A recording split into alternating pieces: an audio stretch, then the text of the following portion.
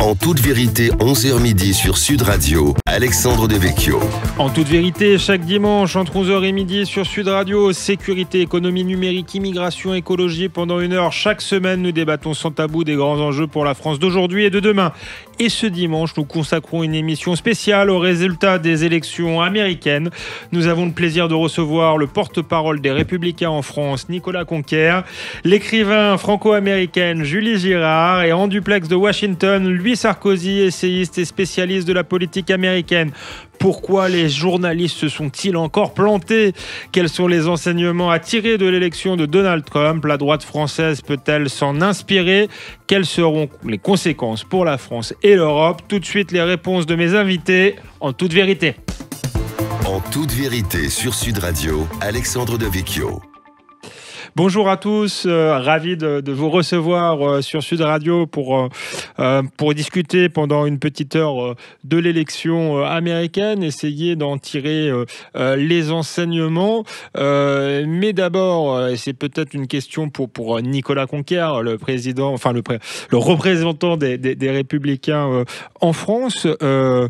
Comment expliquer que les journalistes se sont totalement planté encore une fois? Alors, est-ce que les journalistes français, à votre avis, sont malhonnêtes, sont mauvais? Est-ce que c'est la même chose aux États-Unis? Est-ce que personne n'avait vu l'ampleur de la victoire de Donald Trump? Alors, c'est sûr qu'en termes d'ampleur, c'est une victoire retentissante et c'est aussi le plus grand comeback historique en politique qu'on ait jamais vu. Tout le monde donnait Donald Trump mort politiquement et ils ont voulu passer après le Capitole notamment. Entre autres, mais c'est-à-dire qu'on n'aime pas les losers, soi-disant aux États-Unis, mais surtout ce qu'on aime plus, c'est la culture de celui, un peu comme dans l'épopée un peu hollywoodienne, de celui qui revient en scène et qui défie un petit peu tous les obstacles qui viennent se placer en travers de sa route. Et en fait, les médias et les sondeurs, qui avaient cette voix un peu d'autorité, se sont encore une fois trompés parce qu'ils n'ont pas su identifier un petit peu les changements dans l'électorat et ils ont voulu un peu jouer la sécurité en prévision des 49-51, disant que c'était serré au coude à coude. Ils ont manifestement pas retenu les leçons, même en 1980 entre Reagan et Carter, il disait que l'élection était très serrée la veille du scrutin. Le lendemain, Reagan remportait 49 des 50 États. Donc ça dit des choses qui sont aussi très compliquées à modéliser dans l'électorat de Trump. On sait que c'est un électorat qui se mobilise ou non, mais en soi, il y a eu un véritable biais de confirmation aux États-Unis comme en France. Les journalistes, les experts ont voulu s'appuyer sur des anomalies statistiques, un sondage qui permettait de faire avancer leur narratif, alors qu'en fait, c'était ce qu'ils voulaient plutôt que ce qui était vraiment la réalité. Est-ce qu'il y a une forme d'aveuglement idéologique des journalistes, est-ce qu'on peut le dire, voire une volonté d'influencer le résultat? Il y a ce biais de confirmation, c'est-à-dire on trouve l'information, le sondage qui va dans votre sens et qui ne sont pas à prendre isolément. Je disais, c'est une anomalie statistique, il faut les regarder, il faut les agréger et suivre des tendances et de manière plus spécifique, regarder de manière en détail là où l'élection se passe, dans les fameux swing states, ces états pivots, et de manière encore plus spécifique, croiser les données sur des franges de l'électorat pour savoir comment ça se comporte et voir si certains sondeurs soit ont des biais ou ont une approche un peu faussée qui paraît insensée. Typiquement, on a eu un sondage qui est sorti 3 jours avant l'élection et qui aurait même pu influer sur l'élection. Je m'explique. Une sondeuse très connue qui s'appelle Sulzer sort un sondage assez fracassant et dit que l'Iowa, qui est pourtant depuis plusieurs années n'est plus un swing state et qui est solidement républicain, serait remporté par Kamala Harris par 3 points. On dit mais tiens, c'est quand même étonnant, on l'attendait pas du tout ça. Et de fait, c'est quelqu'un qui fait autorité, donc elle joue vraiment sa crédibilité et tous les médias s'en sont emparés en disant mais c'est Kamala Harris qui non seulement va gagner l'Iowa, elle va chasser l'entité républicaine, elle va avoir une victoire retentissante. La fin de l'histoire, d'ailleurs en parallèle, il y a d'autres instituts de sondage qui donnaient Trump gagnant à 10 points dans cet état-là. Mais ils ont fait le choix de mettre la focale uniquement sur ce qui est donné Kamala Harris gagnante, ce qui peut également influer l'électorat. C'est une prophétie autoréalisatrice, ça va démotiver l'électorat de se déplacer. Si vous dites que de toute manière c'est Kamala Harris qui gagne, c'est le vrai enjeu de est-ce que vous allez pouvoir faire sortir les gens pour voter. La fin de l'histoire, c'est que vous la connaissez, Donald Trump est élu, mais il remporte l'État de l'Iowa avec 15 points d'avance. Julie Girard, vous êtes franco-américaine, vous êtes écrivain. Est-ce que vous habitez à New York, qui n'est pas l'État le plus Trumpien? Est-ce que vous aviez anticipé cette vague rouge et comment vous expliquez finalement que les journalistes n'aient rien vu des deux côtés de l'Atlantique? Alors, on pouvait l'anticiper, je dirais, d'un point de vue social et culturel, puisqu'on voit bien une fracture, une polarisation de la société américaine entre un parti démocrate de plus en plus progressiste, identitariste, et puis une population qui a du mal à se retrouver de plus en plus dans cette vision des choses. Alors, si les médias se sont peut-être trompés, les marchés ont eu raison, puisque très tôt, ils ont pronostiqué très tôt dans la journée, en tout cas, de l'élection, ils ont pronostiqué une victoire de Donald Trump. Et d'ailleurs, même Polymarket a eu 50 États sur 50, cet organisme de Paris. Donc, effectivement, il y a un biais des médias, mais nous, quand on vit aux États-Unis, on sent dans la société américaine, et même à New York, ce clivage entre ce progressisme très, très marqué, et puis cette société, le reste de la société qui a du mal de plus en plus avec cela. Et d'ailleurs, on se rend compte que le wokisme est en train de reculer quand même. Il a pris un sacré coup aux États-Unis, notamment des entreprises comme General Motors, comme Harley Davidson, comme Ford, qui dans les derniers mois ont renoncé à leur bureau DEI, donc diversité, équité, inclusion, qui mettait en avant ces principes de justice sociale prônés par le Parti démocrate. Louis Sarkozy, vous venez de publier un article en ligne sur le site 21 News où vous expliquez carrément que c'est un désastre Kamala Harris. Alors, c'est un triomphe pour Trump ou un désastre pour Kamala Harris, ou les deux, et est-ce que ceci était prévisible finalement ? C'est entièrement les deux, cher Alexandre. Le triomphe de Trump d'abord, et Monsieur Conquer l'a parfaitement résumé, parce que c'est une expérience quand même, le Trumpisme, qui est profondément individualiste. C'est l'homme qui incarne son mouvement. J'entends les questions sur les plateaux, qu'est-ce que ça peut présager pour la droite européenne, la droite française ? Écoutez, elle espère beaucoup de choses, mais en vérité, tous les courants idéologiques de centre et de droite aux États-Unis sont incarnés par un seul homme qui s'avère invincible, qui survit à 34 chefs d'accusation, qui survit à 3 tentatives d'assassinat, qui survit aux accusations de viol, à tous les scandales. Ça, c'est vraiment le premier caractéristique du Trumpisme, c'est-à-dire que c'est l'homme qui incarne le mouvement, il est son mouvement, tout le monde l'identifie immédiatement, soit à l'immigration, au rejet de l'immigration plutôt, soit à la sécurité, soit à l'isolationnisme dans la politique étrangère. Donc c'est vraiment un triomphe individuel. Après, tout ceci est marié au désastre total qu'est la campagne de Mme Harris, et qui, il faut le dire, depuis le début, était un petit peu une espèce d'arnaque. C'est-à-dire que Mme Harris ne gagne aucune primaire, on la glisse dedans là parce qu'on se rend compte beaucoup trop tard que la présidence de Joe Biden est une catastrophe et vouée à l'implosion. Elle attend 35 jours pour faire sa première vraie interview. Mais quel scandale! Elle essaye de profiter d'une vague d'enthousiasme qui n'est rien d'autre que l'envie d'avoir quelque chose de nouveau. Et en fait, la vérité, c'est que Mme Harris était, beaucoup trop à gauche, considérée en 2019 sa première campagne présidentielle comme impossible d'élire à cause de ses positions extrêmement extrémistes. Et deuxièmement, c'est une mauvaise candidate. Elle a toujours été assez prête à faire des gaffes, à faire des erreurs, à apparaître comme étant très malhonnête, etc. Donc il y a cette combinaison de facteurs sur sa malhonnêteté et son manque de talent, avec un Donald Trump ressurgissant, et tout ceci est couronné à la fin parce que l'électorat, on le sait très bien, c'est la règle en politique, punit et ne récompense pas. Et ici, il a puni quoi? Il a puni le bilan économique de la présidence de Biden. Elle n'a pas réussi à se dissocier de lui. Alors, est-ce que c'est juste le fait que l'électorat américain pense que les années Biden étaient un désastre économique? Je ne sais pas, on peut en parler. C'est peut-être un peu injuste. Mais en tout cas, l'électorat qui paye 1600 ou 1700 dollars de plus pour ses premières nécessités qu'il ne payait il y a 3 ans, a fait payer Mme Harris avec les résultats qu'on connaît. Nicolas Conquer, ce qui est effectivement spectaculaire, c'est pas tant la victoire de Donald Trump, certains l'avaient vu, que son ampleur après sa première élection. On a beaucoup dit que le Trumpisme, c'était d'abord une base populaire. Effectivement, Donald Trump a réussi à s'adresser à une Amérique des classes moyennes, des classes populaires, un peu délaissée par le parti démocrate. Mais là, vu l'ampleur de sa victoire, il dépasse ces catégories sociologiques. Là, comment Donald Trump a gagné de nouvelles catégories? Est-ce simplement parce qu'effectivement Kamala Harris était mauvaise? Est-ce dû à un travail spécifique du Parti républicain? C'est vrai qu'en 2016, l'élection de Trump, on l'a vu la qualifier un peu facilement de la revanche de l'homme blanc en colère. Il a remporté ce fameux Blue Wall. Vous savez, ces États Pennsylvanie, Wisconsin, Michigan, qui sont très prisés parce que c'est les États pivots. On appelle ça le Blue Wall, le mur bleu. Il est tombé d'un coup en faveur de Donald Trump parce que c'est les classes populaires qui se sentaient complètement laissées pour compte, un véritable victime d'un déclassement, et qui ont adhéré. Et donc on voit que ce parti républicain, derrière l'impulsion de Donald Trump, qui a voulu protéger les intérêts des Américains, s'est métamorphosé et est devenu moins le parti élitiste qu'il l'était dans les années 80-90 pour devenir désormais le parti des cols bleus, des classes populaires.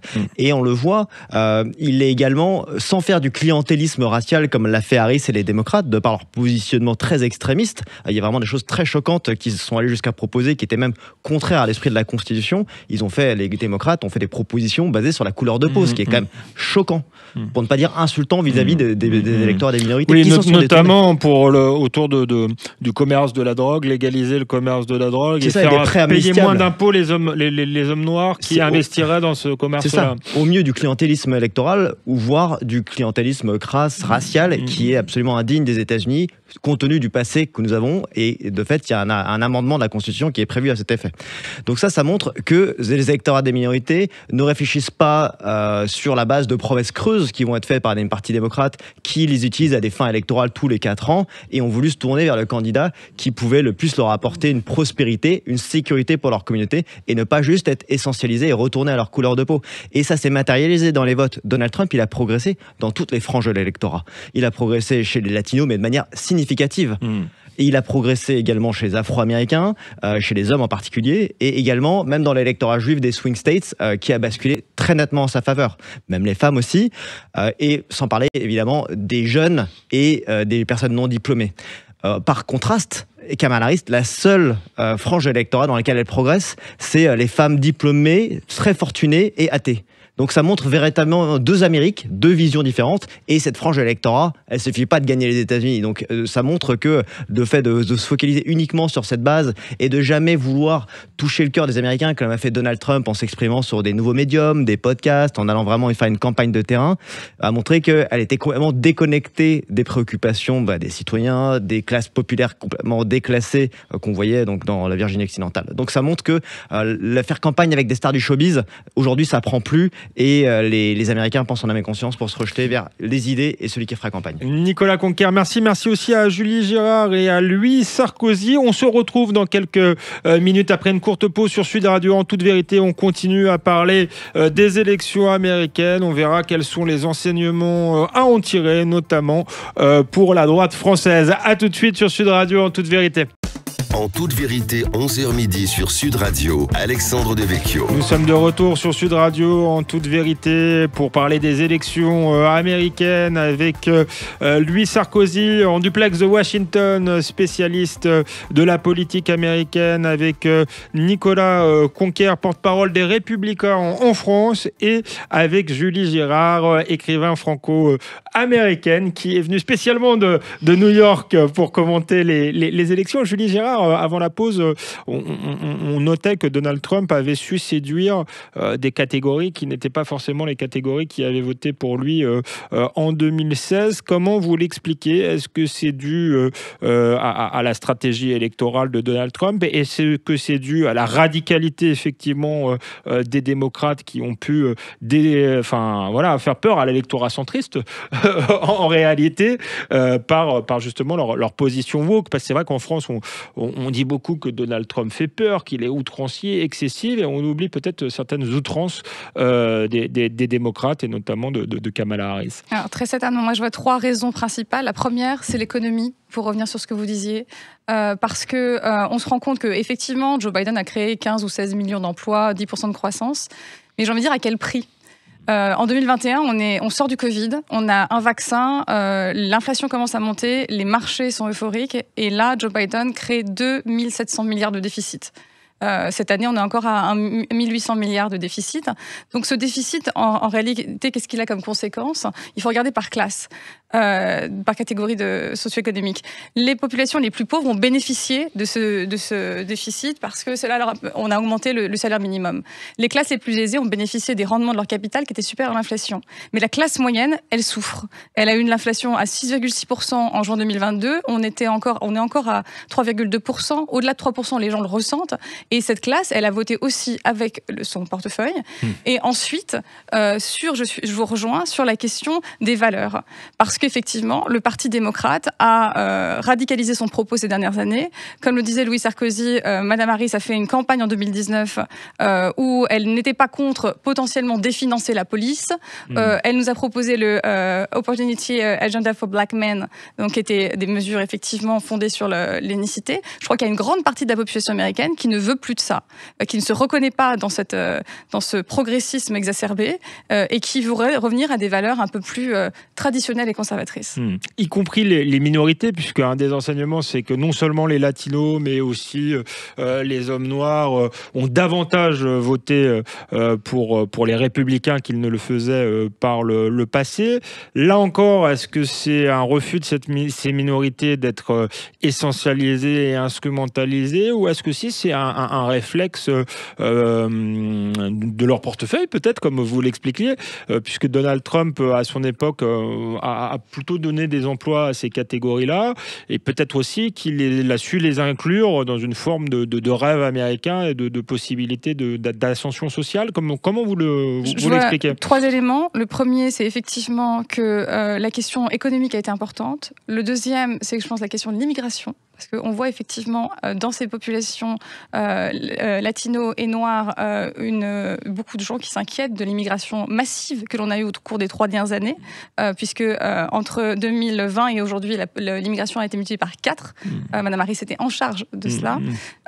Et effectivement aussi les valeurs. Et je crois que, comme le disait très bien Louis Sarkozy, Donald Trump a été capable d'aller chercher cet électorat masculin, notamment en allant sur le podcast de Joe Rogan. Joe Rogan, il est au Texas, il a reçu J.D. Vance et Donald Trump qui ont passé 3 heures avec lui. En fait, il est allé dans l'espace de ces hommes, discuter avec eux, là où Kamala Harris avait demandé à Joe Rogan de venir à Washington et de se plier à ces conditions qui étaient 1 heure d'interview. Voilà. Donc, je crois que les républicains ont vraiment fait le pas d'aller chercher ces hommes dans leur espace de communauté à travers les podcasts, à travers des médias qui divergeaient un peu de ceux clairement du Parti démocrate.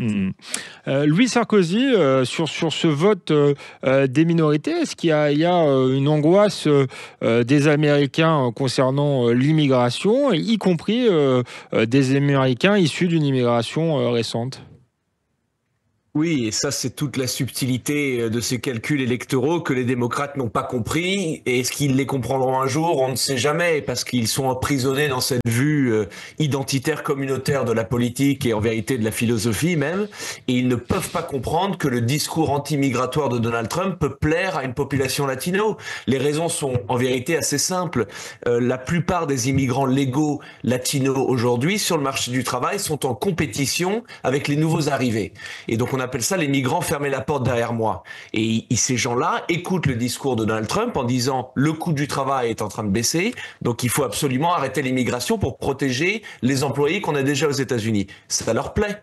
Quand on marie ça au débat culturel américain où le Parti démocrate est de plus en plus laïque, de plus en plus athée, et qu'on voit que les latino-américains sont beaucoup plus religieux que la moyenne, ça plaît aussi. C'est le fameux discours de Ronald Reagan dans les années 80 où il dit les latinos sont des républicains qui ne s'assument pas. Et en vérité, la totalité de ma vie, les républicains, le rêve des républicains, c'était de sécuriser l'électorat latino. Il y avait des petits progrès qui ont été faits, mais rien comparé au triomphe de Donald Trump. Et c'est là où votre question, Monsieur De Vecchio, est complètement juste. Je pense que nous, commentateurs, observateurs, écrivains sur ces élections et sur cette politique, on a une responsabilité maintenant. Je pense qu'on n'a plus le droit de parler de la base trumpiste. En 2016, elle était là, la base trumpiste. Mais ce qu'on a vu avant-hier, c'était pas le succès d'une base aussi mobilisée, aussi large soit-elle. C'était le réveil d'une nation. Là, c'était le mandat qu'un peuple donne à un homme. Chez les hommes noirs, notamment, plus de 10%, malgré le fait qu'une femme noire était candidate. Chez les latinos, 52% des femmes blanches. C'était pas du tout, c'était au contraire. c'était l'échec total du communautarisme de la gauche qui essayait de diviser en sous-groupes et minorités, et c'était le réveil d'une nation en vérité. Et c'est pour ça que c'est très important de dire que le parti républicain n'est pas forcément le parti de M. Trump, c'est les États-Unis qui sont son pays aujourd'hui. Il a vraiment réussi à sécuriser son mandat.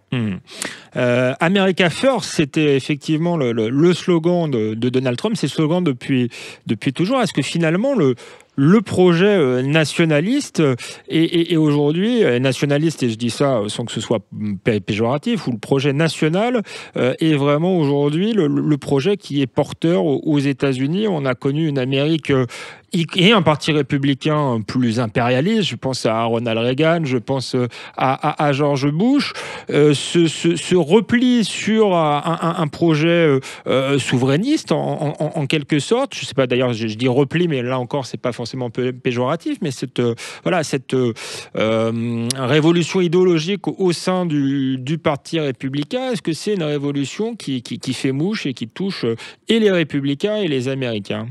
C'est quelque chose qu'on va voir aujourd'hui. Nicolas Conquer, du coup, qui a ne serait-ce que les barons du Parti républicain, qui étaient donc les néoconservateurs, en la personne de Bush, Dick Cheney, sont désormais du côté de Kamala Harris et des démocrates. Donc les partisans de la guerre à outrance, ceux qui étaient les interventionnistes, sont désormais le parti, on appelle ça le Uni Party, qui sont désormais un système entier face à ceux qui porteront la cause du peuple, en la personne de Donald Trump, son couvrant MAGA et sa ligne America First, qui s'étend au-delà de la chapelle historique du Parti républicain. Et c'est là où ça devient intéressant. Il y a une coalition qui s'est élargie avec des soutiens notamment de grands noms démocrates comme Kennedy, qui a été d'ailleurs très décisif.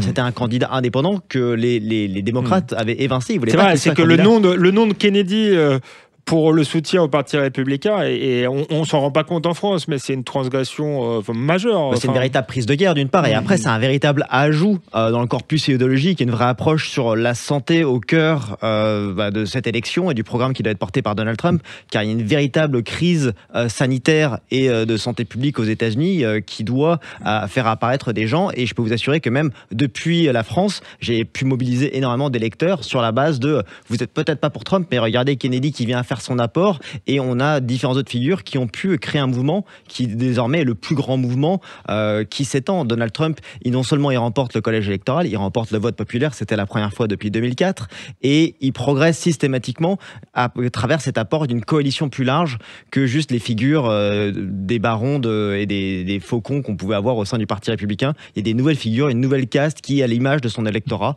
diverse et talentueuse. Est-ce que Donald Trump, je ne sais pas forcément les chiffres, on s'y intéresse peu, peut-être que vous les avez, a aussi été chercher les abstentionnistes. Moi, j'ai l'impression que ça a voté énormément aux États-Unis, plus que d'habitude. C'est un pays où il y a beaucoup d'abstention, encore plus qu'en France, Nicolas Conquer. La moyenne lors des élections est de l'ordre de 60%, voire même un peu en dessous, autour de 58% pour être précis. En 2020, on a un point de données qui est absolument anormal. On a eu 66% de participation à la faveur de la crise Covid, beaucoup de votes par correspondance, une très forte mobilisation des démocrates. Joe Biden fait 80 millions de voix, enfin, c'est absolument considérable. La participation a été plus réduite aujourd'hui, mais dans l'électorat de Trump, et c'est plutôt des électeurs faiblement diplômés notamment, et qui ont le sentiment que gauche, droite, républicain, démocrate, ça ne change pas forcément leur quotidien. Mais ils se sont déplacés en 2016, en 2020 ils étaient un peu excédés, ils ne sont pas allés voter. Et aujourd'hui, à travers des nouvelles manières de faire campagne, et aussi autour de sa figure, qui est également donc un référendum contre Biden, mais aussi une adhésion à la personne de Donald Trump, aux valeurs, à cette réincarnation du rêve américain, il a réussi à les mobiliser, et c'est ça qui est vraiment clé. Les républicains ont su se saisir aussi de ce travail de terrain, aller labourer les états pivots, aller chercher aussi dans des terres qui étaient des bastions démocrates. Donald Trump a fait un meeting dans le sud du Bronx. Jamais on n'aurait vu un démocrate faire un meeting là-bas. Il est allé à Coachella en Californie, c'était dans le jardin de Kamala Harris, la terre très démocrate, et on voit que ça bouge. Il y a des comtés qui en Californie, le Orange County par exemple, a basculé. On a des comtés au Texas qui n'avaient pas été républicains depuis plus de 150 ans et qui viennent de basculer pour la première fois républicains. Donc il y a vraiment quelque chose qui est en train de s'opérer. Et si vous voulez juste regarder la carte de tous les comtés, elle est absolument rouge partout, donc républicaine. C'est encore quelques villes et des bastions démocrates qui sont encore bleus. Les grandes métropoles, un peu comme en France, justement, on en parle après une courte pause. On se retrouve en toute vérité sur Sud Radio. On continue à débattre des élections américaines. En toute vérité, 11h midi sur Sud Radio, Alexandre Devecchio. Nous sommes de retour en toute vérité sur Sud Radio avec Louis Sarkozy, spécialiste des États-Unis. Il est en duplex avec nous de Washington, avec Nicolas Conquer, porte-parole des Républicains en France, et avec Julie Girard, écrivain franco-américaine. Vous êtes observatrice à la fois de la société française et de la société américaine. Est-ce que l'expérience Trump est transposable en France? On voit en France plutôt un rejet du président américain. Je crois que les sondages disent que les Français sont assez mécontents. Alors je ne sais pas si c'est par anti-américanisme ou anti-trumpisme. Les républicains de manière générale ont souvent une mauvaise image en France. Mais cela dit, est-ce qu'il y a des leçons à en tirer aujourd'hui pour la droite française au sens large? Oui, je crois qu'il y a des leçons à en tirer. Alors après que les citoyens français voient Donald Trump pas forcément positivement, je pense que ça tient aussi au fait qu'il incarne une Amérique qui parle vraiment aux Américains, qui est plus difficilement palpable, je pense, depuis l'Europe. En revanche, ce qu'on voit aux États-Unis, on le voit aussi en Europe aujourd'hui. La classe moyenne souffre, effectivement, de la même manière que la classe moyenne américaine souffre. Et les problématiques communautaristes sont aussi celles de l'Europe à bien des égards. Donc effectivement, je pense qu'il y a des leçons à tirer, en tout cas, de ce qui s'est passé aux États-Unis. Je crois Donald Trump, lapsus, a été très très fort justement dans sa capacité à incarner de nouveau ce rêve américain qui était vraiment en panne. Et je pense que Elon Musk justement a joué un rôle absolument central. Et je crois qu'on voit dans cette nouvelle, dans ce second mandat de Donald Trump, émerger en réalité une élite nouvelle, mais c'est-à-dire des outsiders qui prennent le pouvoir et qui sont plus du village. Comme le dit Nate Silver dans son livre On the Edge, où il distingue entre les gens du village et les gens de la rivière, c'est-à-dire des gens très analytiques et ultra compétitifs. Je crois que c'est la rivière qui a gagné là, en fait. Et qu'il y a un renouvellement important de la classe politique qui peut donner en tout cas, dont on peut tirer les leçons en Europe et en France. C'est la fin de l'establishment tel qu'on le connaissait de Washington, et c'est la mise sur orbite d'une nouvelle élite de la tech. Et c'est un milieu que vous connaissez bien, que vous avez décrit parfois dans vos romans. C'est ça, Elon Musk. Est-ce que c'est quelque chose qui fait aussi rêver l'Américain moyen ? Je crois que Elon Musk, alors c'est pas toute la tech, parce qu'on a quand même. Oui, c'est assez divisé. Voilà, il y a Elon Musk et ce qu'on appelle la PayPal Mafia, c'est-à-dire Peter Thiel, David Sachs, Reid Hoffman, dirigeant de LinkedIn. Je crois qu'on voit arriver des hommes qui se sont faits tout seuls, et je crois que ça parle à l'Amérique, et qui incarnent, qui ne sont pas déconnectés. Elon Musk, il est allé sur le terrain, il est allé en Pennsylvanie, il est allé au contact des gens, il a mouillé sa chemise d'une certaine manière. Contrairement à cette élite de Washington qui reste à Washington, qui est très dans son carcan. Et je crois que c'est de ça dont les Américains ont envie aujourd'hui.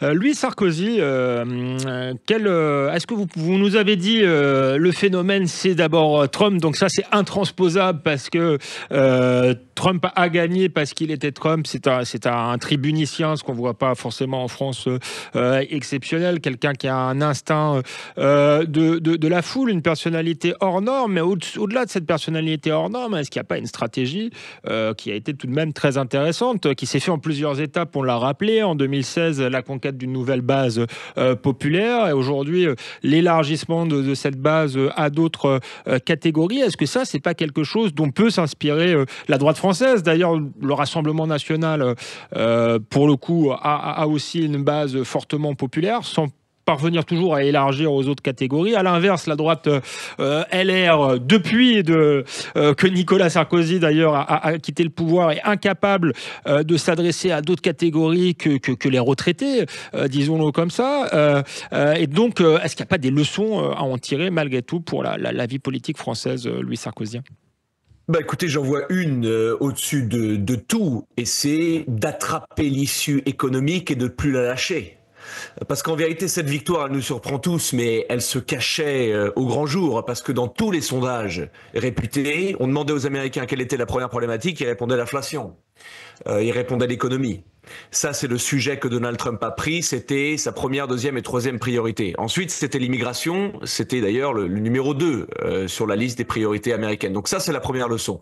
toucher l'issue économique et en faire vraiment son phare. Ouais, mais Après, sur l'économie, il n'est pas forcément très orthodoxe par rapport à ce qu'était le Parti républicain. Il a introduit beaucoup de protectionnisme dans son logiciel, ce qui n'était pas l'idéologie réganienne de base, qui voulait plutôt abolir toutes les barrières douanières. Oui, et c'est pour ça que la stratégie a tant marché, parce qu'il a purgé le Parti républicain des anciens libre-échangistes et de la vieille garde, si vous voulez. Parce que sa stratégie, par elle-même, ne pourrait pas marcher. C'est pour ça que je reviens à mon premier point, ce qui est l'incarnation. On peut prendre toutes les leçons qu'on veut, on peut essayer de répliquer le même mouvement, on peut avoir la même stratégie, mais si vous n'avez pas un champion, ça va aller nulle part. Et le champion, qu'est-ce qu'il a fait aux États-Unis? Il a complètement transformé le Parti républicain, qui est maintenant une machine qui travaille uniquement à son succès. Enfin, je veux dire, on est loin de là en France. Déjà, si le Parti républicain était en France, ça serait 4 ou 5 partis. Donc, par définition, déjà, ça serait la division. Alors, mais même si on réussit à unifier la droite, avoir un champion qui survit à tout, ça fait 8 ans qu'il est là et qui arrive à créer cette image de lui-même, c'est quand même pour moi le premier atout de son succès. Aujourd'hui, malgré les succès du Rassemblement national, qui on rappelle est le premier parti de France, il n'y a pas ce champion qui arrive à toucher le centre et toucher la droite et toucher l'extrême. Pour l'instant, ça nous manque ici. Mais si demain il y arrive, effectivement, le premier argument, c'est l'argument économique. Et regardez la campagne de Mme Harris. Certes, c'était une magnifique campagne de M. Trump. Certes, c'est un grand caractère, etc. Mais l'échec fondamental stratégique de la campagne démocrate, c'était quoi leur première problématique? L'avortement. Ils étaient sûrs, vu que les femmes sont 53% de l'électorat, que sur les questions des droits reproductifs, ils allaient avoir une grande mobilisation, ça allait leur porter à l'élection. Ils ont tout misé sur l'électorat féminin. 52% des femmes blanches ont voté pour Trump. Donc ça montre à quel point, même chez les femmes, c'est l'économie qui compte en premier. Les femmes sont des acteurs économiques. Et essayer de les réduire à ces espèces de créatures qui ne pensent qu'à une chose, c'est l'avortement, c'est pas vrai. Ça, c'est ce qui marche dans les élites des côtes, à Washington, à New York, à Los Angeles. Mais dans le fin fond du pays, dans la majorité du pays, ça ne marche pas. Sur la question de l'avortement, une question qu'on n'a pas encore posée, mais qui est intéressante.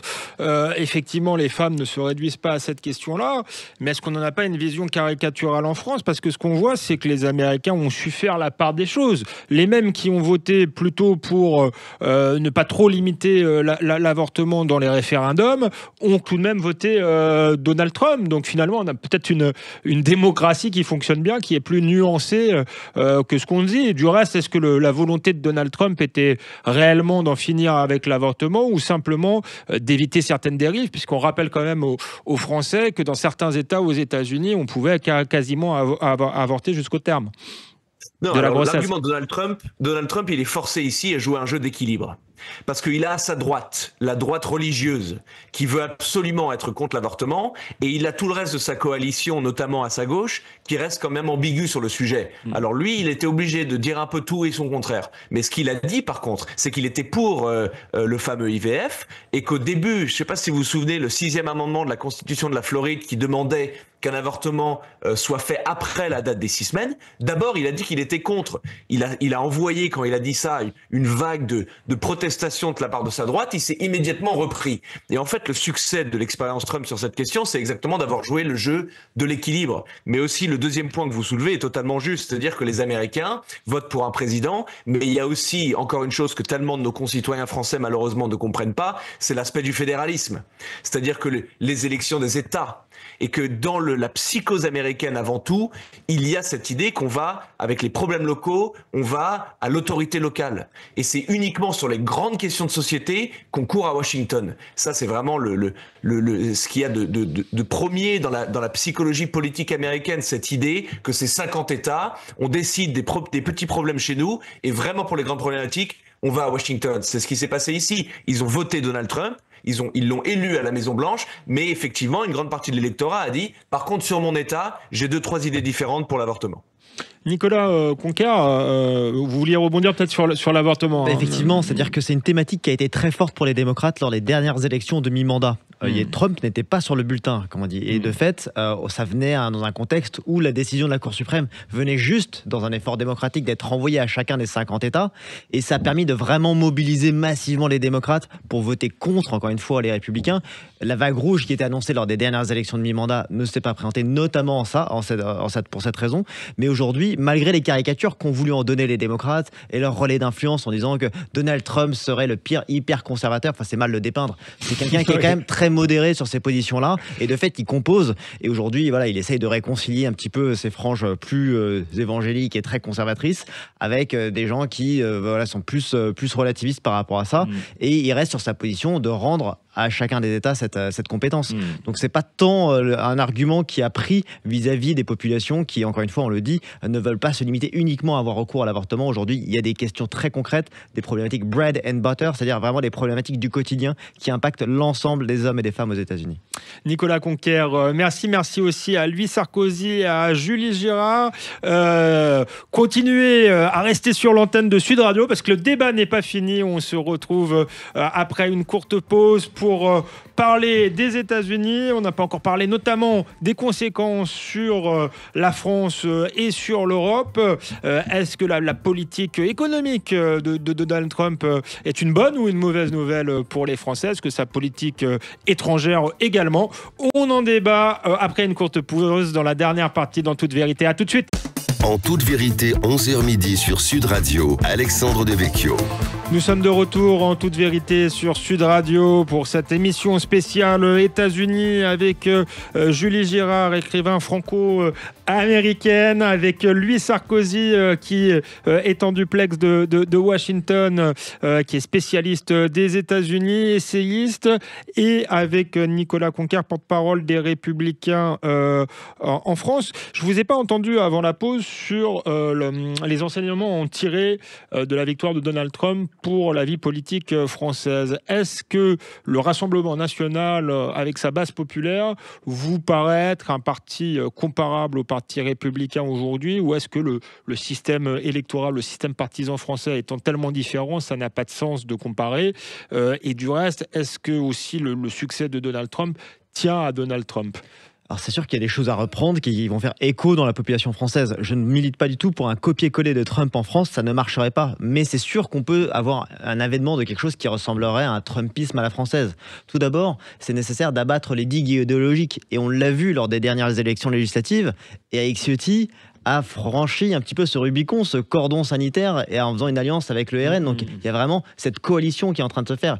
Et on se rappelle, en 2016, le Parti républicain aux États-Unis, cette fois-ci, lui était très fragmenté, et Donald Trump a réussi à réunifier. Donc c'est quand même ce qui est nécessaire de faire, c'est de s'assurer que notre appareil politique soit fortement mobilisé. Et derrière, aux États-Unis, c'est pas seulement l'avènement d'un homme aussi, il y a également l'appui de laboratoires d'idées, de think tank et de doctrine qui a été développé. Aujourd'hui, la droite, on en est un peu dépourvu. Il y a des figures qui s'enlèvent, et je vous félicite aussi dans ce sens, mais il y a vraiment une nécessité de mobiliser au-delà de nos chapelles. Et on le voit, aux États-Unis, ils sont passés par d'autres relais d'influence. Il y a des blogueurs assez célèbres qui ont pu mobiliser notamment ces franges de l'électorat qui étaient traditionnellement pas républicaines, à savoir les milliardaires de la Silicon Valley, d'une certaine manière, qui sont libres penseurs, mais qui, à travers d'autres éditoriaux, d'autres blogueurs, d'autres courants de blog, ont pu créer une pensée qui leur a fait comprendre que cette coalition, malgré ce qu'on pouvait dire de Donald Trump, l'idéal et le rêve américain qu'il allait pouvoir déployer était quelque chose qui les concernerait. Donc il y a vraiment cette association assez inédite entre les classes populaires et ceux qui sont les grands gagnants de la mondialisation, qui sont les champions de la Silicon Valley,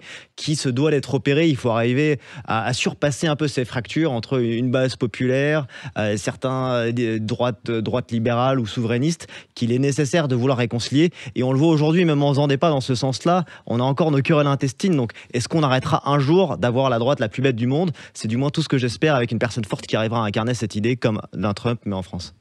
Julie Girard, sur les conséquences de cette élection pour l'Europe, on voit que Emmanuel Macron a dit que l'Europe devait être plus unie que jamais. Est-ce que Donald Trump, c'est une menace économique pour l'Europe avec sa politique protectionniste, ou est-ce que c'est une chance aussi d'être indépendant d'une certaine manière, de ne pas tout attendre des États-Unis? Je crois qu'effectivement, c'est à la fois une menace, parce qu'effectivement, si les tarifs sont appliqués, ce sera plus difficile pour les Européens de vendre leur production aux États-Unis. Ça peut être une menace aussi dans le sens où Donald Trump va probablement continuer à maintenir une faible régulation des entreprises technologiques, notamment de l'intelligence artificielle. Et donc, s'il pourrait donner aussi un coup de pouce encore plus important au secteur de la tech américain. On n'a pas de géant, effectivement, de la tech. Voilà, et je crois que ça peut être une chance pour l'Europe de se dire qu'il est temps de faire une politique technologique ambitieuse, parce qu'on voit qu'effectivement, c'est ce qui aujourd'hui tracte la croissance, principalement. La seule croissance à 2 chiffres, c'est la croissance de la tech. Et de ce point de vue-là, alors, la question aussi va être de comment est-ce que Donald Trump va établir sa fiscalité sur les entreprises, parce que si elle est s'il fait sa promesse de campagne, c'est-à-dire qu'il baisse l'impôt sur les sociétés de 21% à 15%, cela pourrait aussi inciter beaucoup d'entreprises européennes à s'installer aux États-Unis. À délocaliser, oui. Voilà, donc je crois qu'effectivement, l'Europe a potentiellement la chance en ce moment, aujourd'hui, de mettre en place son autonomie à la fois sur la tech, sur la défense aussi, bien sûr. Et puis...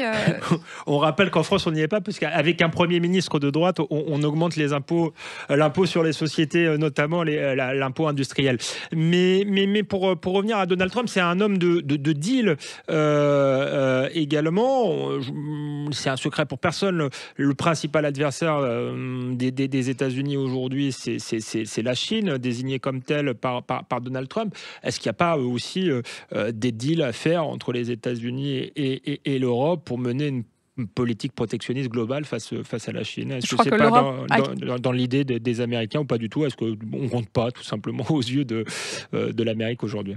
Je pense que, en tout cas, pour ce qui est de l'Europe, clairement, il faut que l'Europe se positionne dans une relation particulière avec les États-Unis sur la tech, mais sur tous les secteurs, parce que je crois qu'effectivement, aujourd'hui, la bataille se fait entre les États-Unis et la Chine, et que l'Europe a tout intérêt à se mettre dans le sillage des États-Unis. C'est absolument essentiel.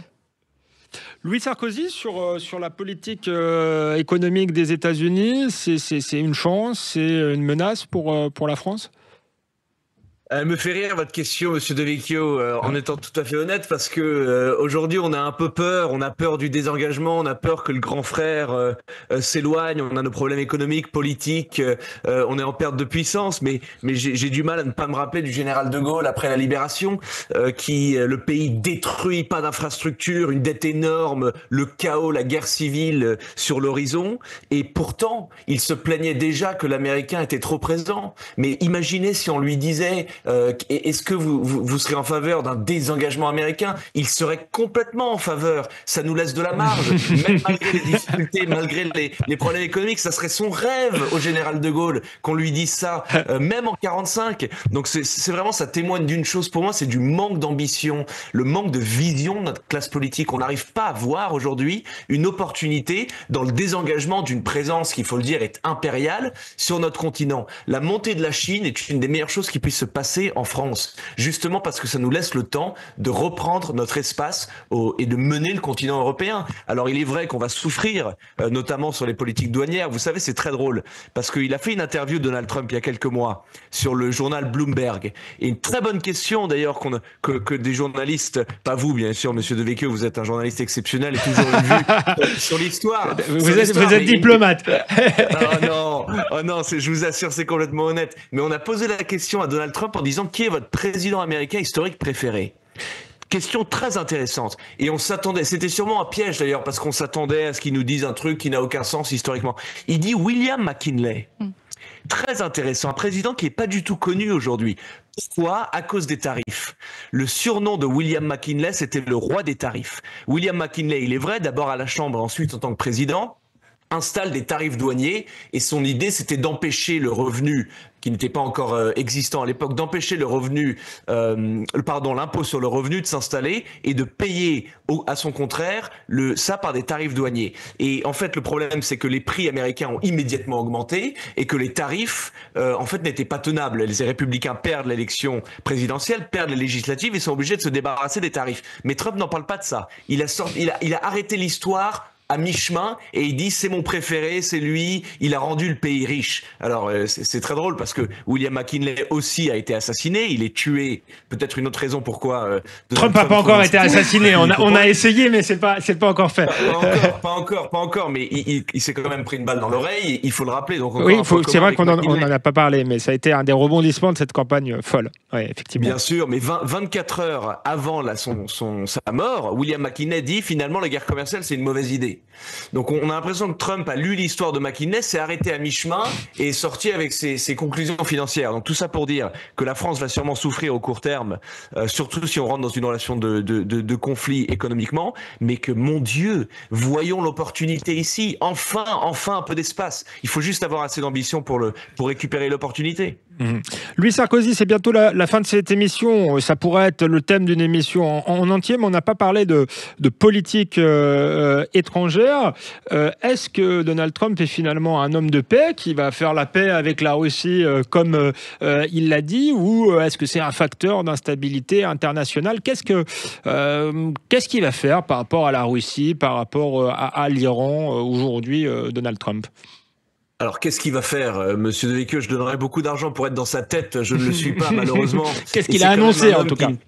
Qui n'a pas la plus grande consistance, il faut l'admettre, et je pense que même ses supporters l'admettent. Il est capable de dire quelque chose et de faire le contraire. D'ailleurs, ça peut participer à quelque chose de bénéfice, parce que ne pas être prévisible, ça a aussi sa valeur en relations étrangères. La vérité, c'est que ce n'est pas un belliciste. Ça enterre à jamais les accusations de fascisme, qui sont ridicules et qui sont fausses, et d'ailleurs électoralement, qui ne marchent pas. C'est quelqu'un qui vise avant tout de dépenser moins d'argent sur l'étranger et de moins faire la guerre. J.D. Vance a dit sur l'Ukraine qu'en vérité, et je pense c'est ma prédiction, il y aura une négociation sur les terrains déjà conquis, et je pense qu'il menace d'un côté de couper les ponts à l'Ukraine pour pousser Zelensky à négocier, et de l'autre il menace sur le prix du gasoil et de l'essence mondiale pour pousser Poutine à négocier, et je pense qu'il va tenir les deux là, et ça sera à la fin on va redessiner les frontières, les terrains, à mon avis la Crimée et le Donbass c'est fini à jamais, et ça va se finir comme ça. C'est ma prévision, mais encore une fois, la consistance chez Donald Trump c'est pas sa valeur primordiale. Merci Louis Sarkozy. Merci Julie Girard, merci Nicolas Conquer, c'était passionnant. On se retrouve la semaine prochaine pour un nouveau numéro. Dans toute vérité, à bientôt.